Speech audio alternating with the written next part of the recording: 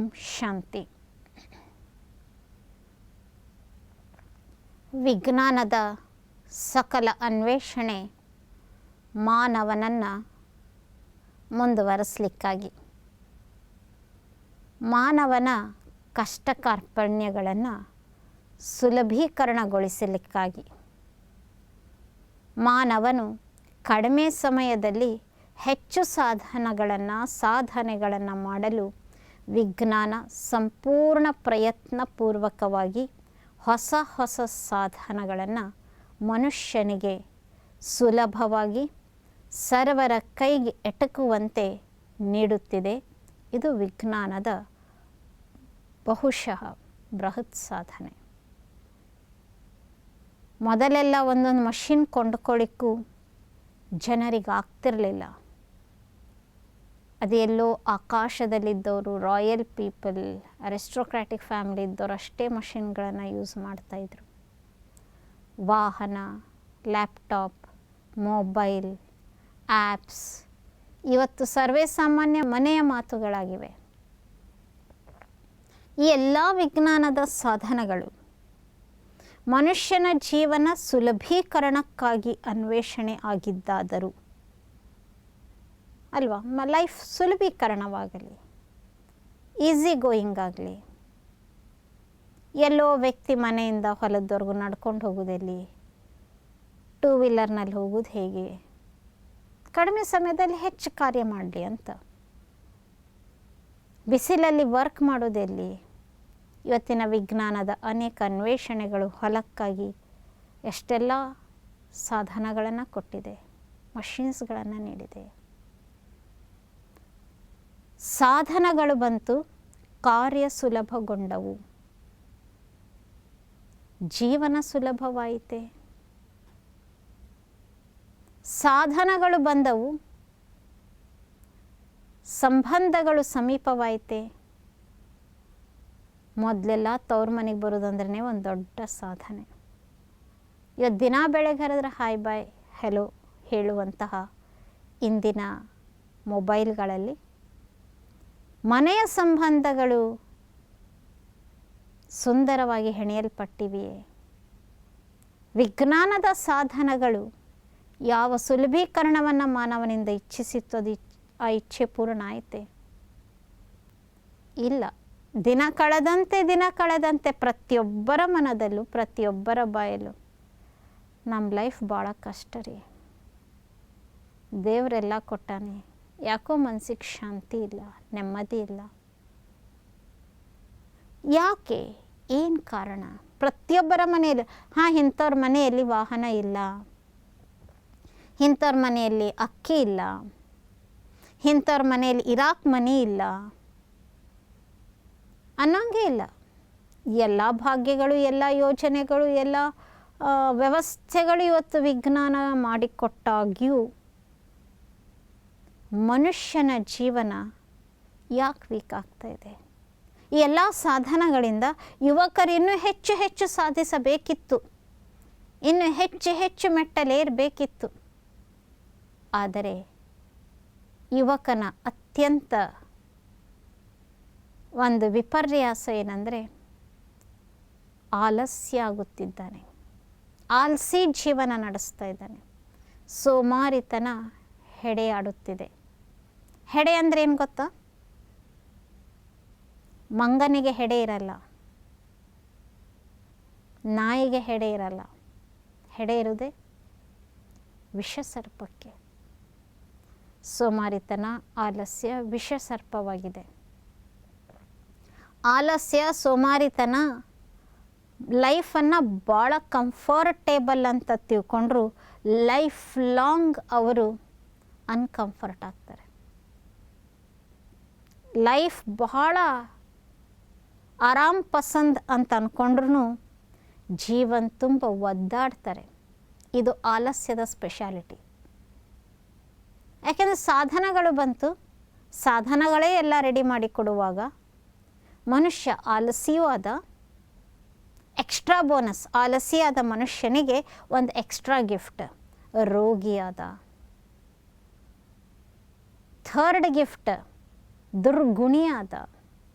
ದುರಾಭಿಮಾನ ಬೆಳೀತದೆ. ಆಲ್ಸಿದ್ದವ್ರು ನೀವೆಲ್ಲರೂ ಅಬ್ಸರ್ವ್ ಮಾಡಿರಿ, ಚಲೋ ದುಡಿದು ಶ್ರಮಿಸಿ ವರ್ಕ್ ಮಾಡೋರು ಹಂಗೂ ಹಿಂಗೂ ನಿರಹಂಕಾರಿ ವಿನಮ್ರ ಇರ್ತಾರೆ. ಆಲ್ಸಿ ಇದ್ದವ್ರಿಗೆ ಅಹಂಕಾರ ಮತ್ತು ಕ್ರೋಧ 2 ಗಿಫ್ಟ್ ಬಂದುಬಿಡ್ತವೆ. ಆಮೇಲೆ ಇವತ್ತಿನ ಕಾಲದಲ್ಲಂತೂ ಪೇರೆಂಟ್ಸ್ ಕೇಳ್ತೀರಾ, ಮಕ್ಕಳಿಗೇನು ನೋವು ಆಗಬಾರ್ದು, ಇದು ಬೇಕು ಅನ್ನೋಕ್ಕಿಂತ ಅನ್ನೋದ್ರೊಳಗಾಗಿ ಅದನ್ನು ಕೊಡಿಸೇ ಬಿಟ್ಟಿರ್ತಾರೆ. 2ನೇ ಸಲ ಕೇಳಾಕೂ ಬಿಡಲ್ಲ.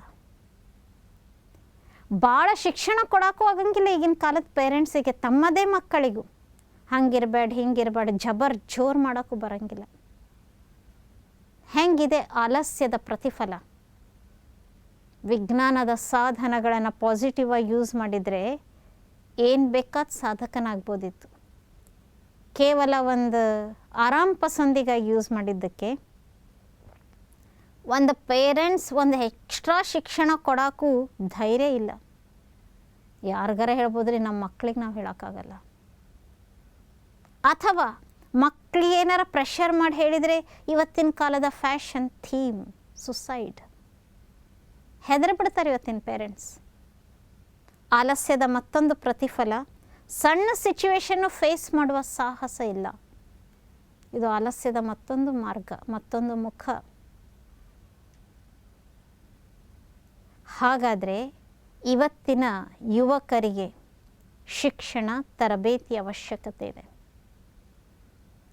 ಯುವಕನಿಗಿರಬೇಕು ಫಸ್ಟ್ ದೇಹವನ್ನು ಶಕ್ತಿಶಾಲಿಯಾಗಿಟ್ಕೋಬೇಕು, ದೇಹವನ್ನು ದಣಿಸಿ ದುಡಿಯಬೇಕು. ನನ್ನ ಪರಿಶ್ರಮದಿಂದ ನಾನು ದುಡಿದು ನಾನು ಸಾಧನಗಳನ್ನು ಮಾಡಿಕೊಳ್ಳಬೇಕು. ಮೊದಲಿನ ಕಾಲದಲ್ಲಿ ನಾ ದುಡಿಬೇಕು, ನಾನು ದುಡಿದ ಹಣದಲ್ಲಿ 2 ವೀಲರ್ ತಗೋಬೇಕು. ಈಗಿನ ಕಾಲದಲ್ಲಿ ಇಲ್ಲ, ನೀ ಕೊಡಿಸು ಇನ್ನೂ ಏನು ದುಡದೇ ಇಲ್ಲ ಆಗಲೇ ಕೊಡಿಸು ಲಿಸ್ಟ್ ಸ್ಟಾರ್ಟ್. ಅದಕ್ಕೆ ಬೆಲೆ ಇಲ್ಲ, ಅದಕ್ಕೆ ತೃಪ್ತಿ ಅಂತೂ ಯುವಕರಿಗೆ ಇಲ್ಲೇ ಇಲ್ಲ. ನಾನು ನಿನಗೆ ಇದನ್ನು ಕೊಡಿಸಂದಿದ್ದೆ, ನೀ ನನಗೆ ಇದನ್ನು ಕೊಡಿಸಿ. ಅಪ್ಪ ಅಮ್ಮ ಕೊಡ್ಸಾರ ಅನ್ನೋ ಧನ್ಯತೆ ಹೋಗಲಿ, ಶುಕ್ರಿಯಾ ಹೋಗಲಿ, ಅಟ್ಲೀಸ್ಟ್ ನನ್ನ ಹತ್ರ ರೈತನು ಖುಷಿ ಪಡೋ ಗುಣಾರ ಇದೆಯಾ? ಇಲ್ಲ. ಆಲಸ್ಯದ ಮತ್ತೊಂದು ಪ್ರತಿಫಲ, ನನ್ನ ಫ್ರೆಂಡ್ಗಿಂತ ಇದಕ್ಕಿಂತ ಹೈಯರ್ ವರ್ಷನ್ ಬೈಕ್ ಐತಿ, ನನ್ನ ಹತ್ರ ಇದೈತಲ್ಲ, ನೀವು ಅದನ್ನು ಕೊಡಿಸಿರಂದ್ರೆ ನಂಗೆ ಇದನ್ನು ಕೊಡಿಸಿರಲ್ಲ. ಜಗಳಗಳು ಕಾರಣವಾಗ್ತವೆ ಈ ಆಲಸ್ಯದ ಮತ್ತೊಂದು ಪ್ರತಿಫಲ.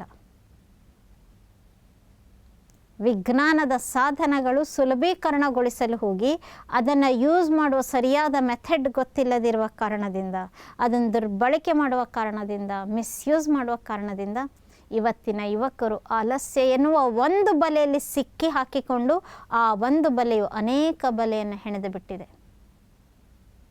ಎಷ್ಟರ ಮಟ್ಟಿಗೆ ಬೆಲೆಯಲ್ಲಿ ಹೆಣೆಯಲ್ಪಟ್ಟಿದ್ದಾನೆ ಯುವಕ ಅಂದರೆ, ಬೈ ಚಾನ್ಸ್ ಹೌದು ನಾ ತಪ್ಪು ಮಾಡೀನಿ, ನಾನು ಇದರಿಂದ ಬಿಡುಗಡೆಗೊಳಿಸ್ಕೋಬೇಕು, ನಾನು ಆಲಸ್ಯದಲ್ಲಿ ಇರಬಾರ್ದಂತ ಒಂದು ಸ್ವಲ್ಪ ಏನಾರ ಸಂಕಲ್ಪ ಮಾಡಿದ್ರೂ ತನ್ನ ಬಲೆಯನ್ನು ತಾನೇ ಬಿಡಿಸ್ಕೊಳ್ಳಿಕ್ಕಾಗದೇ ಇರೋಷ್ಟು ಸಿಕ್ಕಾಕೊಂಡ್ಬಿಟ್ಟಾನೆ. ಜೇಡ ತನ್ನ ಬಲೆಯನ್ನು ತಾನೇ ಹೆಣ್ಕೊತದೆ, ಬಿಡಿಸ್ಕೊಳ್ಳಿಕ್ಕಾಗದೆ ಒದ್ದಾಡಬೇಕಾಗ್ತದೆ. ಬನ್ನಿ ಯುವಕರೇ, ಇಂದಿನಿಂದ ದೃಢ ಸಂಕಲ್ಪ ಮಾಡೋಣ. ನಾನು ಆಲಸ್ಯ ಯುವಕನಲ್ಲ, ನಾನು ಆ್ಯಕ್ಟಿವ್ ಯುವಕ. ನಾನು ಆಲಸ್ಯ ಯುವಕನಲ್ಲ, ನಾನು ಅಕ್ಯುರೇಟ್ ಯುವಕ.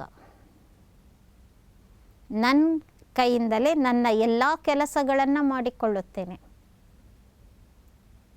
ನನ್ನ ಬಟ್ಟೆ ವಾಶ್, ನಾ ತಿಂದ ತಟ್ಟೆ ವಾಶ್, ನನ್ನ ಜೀವನ, ನನ್ನ ರೂಮ್, ನನ್ನ ಹಾಸಿಗೆ, ನನ್ನ ಕ್ಲೀನಿಂಗ್ ನಾನೇ ಮಾಡಿಕೊಳ್ಳುತ್ತೇನೆ.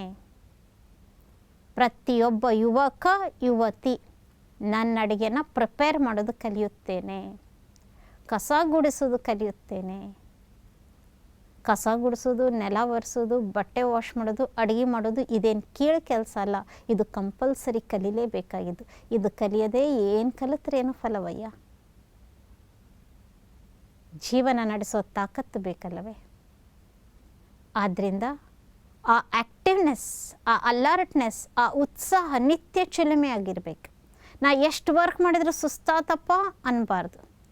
ಅಷ್ಟು ಆ್ಯಕ್ಟಿವ್ನೆಸ್ ಬರಬೇಕಾದ್ರೆ ಇದಕ್ಕೆ ಒಂದೇ ಒಂದು ಆ್ಯಕ್ಟಿವ್ ಮೆಡಿಸಿನ್ ಮೆಡಿಟೇಷನ್. ಇವತ್ತಿನಿಂದ ಮೆಡಿಟೇಷನ್ ಮಾಡೋಣ. ಮೆಡಿಟೇಷನಿನ ಪ್ರಥಮ ಸಬ್ಜೆಕ್ಟ್, ಪ್ರಥಮ ಟಾಪಿಕ್, ಬೆಳಿಗ್ಗೆ ಎದ್ದ ತಕ್ಷಣ ನಾನಿವತ್ತಿಡೀ ದಿನ ಆ್ಯಕ್ಟಿವ್ ಆಗಿರುತ್ತೇನೆ, ಇವತ್ತಿನ ನನ್ನ ಎಲ್ಲ ಕೆಲಸ ನಾನೇ ಮಾಡಿಕೊಳ್ಳುತ್ತೇನೆ. 5 ಬಾರಿ ನಿಮಗೆ ನೀವೇ ಮನಸ್ಸಿನಲ್ಲಿ ಎದ್ದ ತಕ್ಷಣ ಹೇಳಿಕೊಳ್ಳಿ, ಅದರಂತೆ ಮಾಡಿ. ಬೆಳಿಗ್ಗೆ ಎದ್ದ ತಕ್ಷಣ ನಾನು ಆ್ಯಕ್ಟಿವ್ ಆಗಿರುತ್ತೇನೆ ಅನ್ನೋ ಸಂಕಲ್ಪವೇ ಇಡೀ ದಿನ ನಿಮ್ಮನ್ನು ಆ್ಯಕ್ಟಿವ್ ಮಾಡ್ತದೆ. ಎದ್ದ ತಕ್ಷಣವೇ ಇನ್ನೂ ಸ್ವಲ್ಪ ಮಕ್ಕೋಬೇಕಂತ ಸಂಕಲ್ಪ ಮಾಡಿದರೆ ಇಡೀ ದಿನ ನಿಮ್ಮನ್ನು ಆಲಸಿಯನ್ನಾಗಿ ಮಾಡ್ತದೆ. ಆ ಆ್ಯಕ್ಟಿವ್ನೆಸ್ಸನ್ನು ಕಲೀಲಿಕ್ಕೆ, ಆ ಮೆಡಿಟೇಷನ್ನಿನ ಪ್ರಥಮ ಪಾಠ ಕಲೀಲಿಕ್ಕೆ ಈಶ್ವರೀಯ ವಿಶ್ವವಿದ್ಯಾಲಯಕ್ಕೆ ಸ್ವಾಗತ. ಓಂ ಶಾಂತಿ.